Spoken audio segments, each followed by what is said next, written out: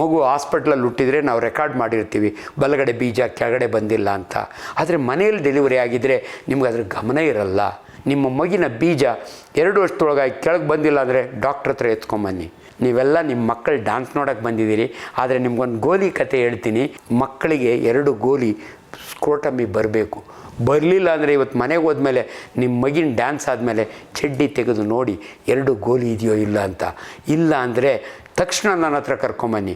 ಅದ್ರಾಗ ಒಬ್ಬ ಮೇಷ್ಟ್ರ ಮಗನಿಗೆ 2 ಗೋಲಿಗಳಿಲ್ಲ. ಇದೆಷ್ಟು ಇಂಪಾರ್ಟೆಂಟ್ ಅಂದರೆ ಇವತ್ತು ಎಲ್ಲ ಕಡೆ ಸುದ್ದಿ ಆಗಿದೆ. ಮಾನ ಮರ್ಯಾದೆ ಇಲ್ದಂಗೆ ಬೀಜದ ಬಗ್ಗೆ ಹೇಳಿದ್ರಿ.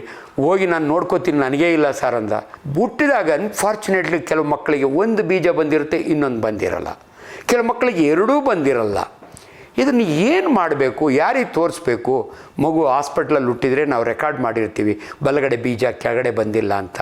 ಆದರೆ ಮನೆಯಲ್ಲಿ ಡೆಲಿವರಿ ಆಗಿದ್ದರೆ ನಿಮ್ಗೆ ಅದ್ರ ಗಮನ ಇರಲ್ಲ. ಎಷ್ಟು ದಿನ ನೀವು ಕಾಯ್ಬೋದು? 2 ವರ್ಷದವರೆಗೂ ಬೀಜ ಬಂದರೂ ಬರ್ಬೋದು. ಅನ್ಫಾರ್ಚುನೇಟ್ಲಿ ಕೆಲವು ಸಮಯ ನೀವು ಯಾರೋ ಅನ್ಕ್ವಾಲಿಫೈಡ್ ಡಾಕ್ಟ್ರು ಕ್ವಾಕ್ ಅಂತೀವಿ ನಾವು, ಅಥವಾ ಅವ್ನು MBBS ಡಾಕ್ಟ್ರ್ ಇದ್ರೆ ಅವ್ನಿಗೆ ನಾಲೆಡ್ಜ್ ಇರಲ್ಲ. ಮಗುನ ಎತ್ಕೊಂಡವ್ರೆ ಬರ್ತದೆ ಬಿಡ್ರಿ 5 ವರ್ಷ ಆದಮೇಲೆ ದಯವಿಟ್ಟು ಯಾರ ಮಾತು ಕೇಳಬೇಡಿ. ನಾನು ಹೇಳ್ತಾಯಿದ್ದೀನಿ, ದಯವಿಟ್ಟು ಒಬ್ಬರಿಂದ ಒಬ್ಬರಿಗೆ ಸುದ್ದಿ ಹಬ್ಬಿಸಿ. ಈ ಬೀಜಗಳು 2 ವರ್ಷದೊಳಗೆ ಬರಲಿಲ್ಲ ಅಂದರೆ ಒಬ್ಬ ಸರ್ಜನ್ ಹತ್ರ, ಮಕ್ಕಳ ಡಾಕ್ಟ್ರೂ ಅಲ್ಲ, ಅವ್ರಿಗೂ ನಾಲೆಡ್ಜ್ ಇದ್ದರೆ ಕರೆಕ್ಟಾಗಿ ಹೇಳ್ತಾರೆ. ಇಲ್ಲಾಂದರೆ ಪೀಡಿಯಾಟ್ರಿಕ್ ಸರ್ಜನ್, ಮಕ್ಕಳ ಸರ್ಜನ್ ಇರ್ತಾರೆ. ನಾನಿದ್ದೀನಿ general surgeon, professor of surgery. ನನ್ನ ಮಾತು ಕೇಳಿ. ನಿಮ್ಮ ಮಗಿನ ಬೀಜ 2 ವರ್ಷದೊಳಗಾಗಿ ಕೆಳಗೆ ಬಂದಿಲ್ಲ ಅಂದರೆ ಡಾಕ್ಟ್ರ್ ಹತ್ರ ಎತ್ಕೊಂಬನ್ನಿ. ನಿಮ್ಗೆ ಆಶ್ಚರ್ಯ ಆಗುತ್ತೆ. ನಾನು I was a chief guest Anant international public school Devanahalli 18-20 ವರ್ಷದ ಹಿಂದೆ. ಸಂಜೆ ಮಕ್ಕಳ ಡ್ಯಾನ್ಸ್ಗೆಲ್ಲ ತಂದೆ ತಾಯಿಗಳು 1000 ಜನ ಕಾಯ್ತಿದ್ದಾರೆ. ಅವಾಗ ಹೇಳಿದೆ, ನಾನು ಭಾಷಣ ಮಾಡಲ್ಲ, ನೀವೆಲ್ಲ ನಿಮ್ಮ ಮಕ್ಕಳು ಡ್ಯಾನ್ಸ್ ನೋಡೋಕ್ಕೆ ಬಂದಿದ್ದೀರಿ, ಆದರೆ ನಿಮ್ಗೊಂದು ಗೋಲಿ ಕತೆ ಹೇಳ್ತೀನಿ, ಆ ಗೋಲಿ ಕತೆ ಕೇಳಿಕೊಂಡು ಹೋಗಿ ಅಂತ. ಅವ್ರಿಗೆಲ್ಲ ಆಶ್ಚರ್ಯ, ಏನು ಗೋಲಿ ಕತೆ ಅಂದರೆ ವೆರಿ ಸಿಂಪಲ್.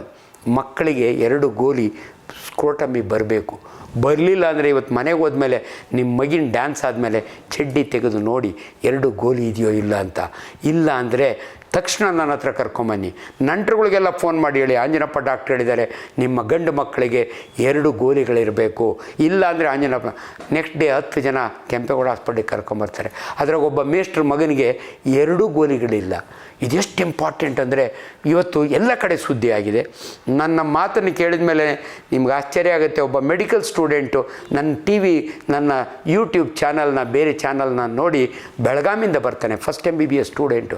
ಅವನಿಗೆ ಗೊತ್ತಿಲ್ಲ ಒಂದೇ ಬೀಜ ಇರೋದು ಅಂತ. ಒಂದೇ ಇದೆ ಅವನಿಗೆ. ಒಬ್ಬ MUSC ಸ್ಟೂಡೆಂಟ್, ನಾನು GKVK ಒಳಗೆ ನಾರಾಯಣಗೌಡರು ವೈಸ್ ಚಾನ್ಸಲರ್ ಇದ್ದಾಗೆ ಒಂದು ಟಾಕ್ ಕೊಟ್ಟಿದ್ದೆ. ಅಲ್ಲಿ ಪೋಸ್ಟ್ ಗ್ರಾಜುಯೇಟ್ ಸ್ಟೂಡೆಂಟ್ ಒಬ್ಬ ಮಂಡ್ಯ ಹುಡುಗ ನೆಕ್ಸ್ಟ್ ಡೇ ಬರ್ತಾನೆ ನನ್ನ ಹತ್ರ. ಏನು ಸರ್ ನೀವು ಸ್ಟೇಜ್ ಮೇಲೆ ಮೈಕ್ನಲ್ಲಿ ಮಾನ ಮರ್ಯಾದೆ ಇಲ್ದಂಗೆ ಬೀಜದ ಬಗ್ಗೆ ಹೇಳಿದ್ರಿ, ಹೋಗಿ ನಾನು ನೋಡ್ಕೋತೀನಿ, ನನಗೇ ಇಲ್ಲ ಸರ್ ಅಂದ. ನೋಡಿ ಎಷ್ಟು ಇಂಪಾರ್ಟೆಂಟ್ ಈ ಇನ್ಫಾರ್ಮೇಷನ್ನು. ಆ ಬೀಜನ ತೆಗೆದಾಕಬೇಕಾಗತ್ತೆ. ನೋಡಿ ವಾಪಸ್ ಬರ್ತೀನಿ. ಆ ಗುಜರಾತಿ ಹುಡುಗ BITಯಿಂದ ಬಂದು ನನ್ನ ಹತ್ರ ಸೇರ್ಕೋತಾನಲ್ಲ, ಅನ್ಡಿಸೆಂಡೆಡ್ ಟೆಸ್ಟಿಸ್. ನನಗೆ ಯಾಕೆ ಅಷ್ಟು ಕನ್ಸರ್ನ್ ಅಂದರೆ, ಒಂದು ಬೀಜ ಅವನಿಗೆ ಸಂಸಾರ ಮಾಡಲಿಕ್ಕೆ ಸಾಕು, ಆದರೆ ಇನ್ನೊಂದು ಬೀಜ ಹೊಟ್ಟೆ ಒಳಗೆ ಉಳ್ಕೊಂಡ್ರೆ ಭಾಳ ಬೇಗ ಕ್ಯಾನ್ಸರ್ ಆಗುತ್ತೆ. ಈ ಹುಡುಗನಿಗೆ ಯೂಶಲಿ ಬೀಜದ ಕ್ಯಾನ್ಸರ್ 50 ವರ್ಷದ ಮೇಲಾಗುತ್ತೆ. ಅನ್ಫಾರ್ಚುನೇಟ್ಲಿ ಈ ಹುಡುಗನಿಗೆ 21 ವರ್ಷಕ್ಕೆ ಬೀಜದ ಕ್ಯಾನ್ಸರ್ ಆಗಿದೆ. ಸೆಮೆನೋಮಾ ಆಫ್ ದಿ ಟೆಸ್ಟಿಸ್ ಅಂತೀವಿ. ಆ್ಯಂಡ್ ಈ ಹುಡುಗ 2 ವರ್ಷಕ್ಕೆ ಸತ್ತೋಗ್ತಾನೆ. ಅನ್ಫಾರ್ಚುನೇಟ್ಲಿ ಇವನ ಅಪ್ಪ ಅಮ್ಮ ಚಿಕ್ಕ ಹುಡುಗನಾಗಿದ್ದಾಗ ಇವನು ನೋಡಿಕೊಂಡು ನನ್ನಂಥ ಸರ್ಜನ್ ಹತ್ರ ಬಂದು ಆ ಬೀಜನ ಕೆಳಗಡೆ ತಂದು ಕುಂಡ್ರಿಸ್ತೀವಿ ನಾವು. ಆರ್ಕಿಡೋಪೆಕ್ಸಿ ಅಂತ ಆಪ್ರೇಷನ್ ಮಾಡ್ತೀವಿ.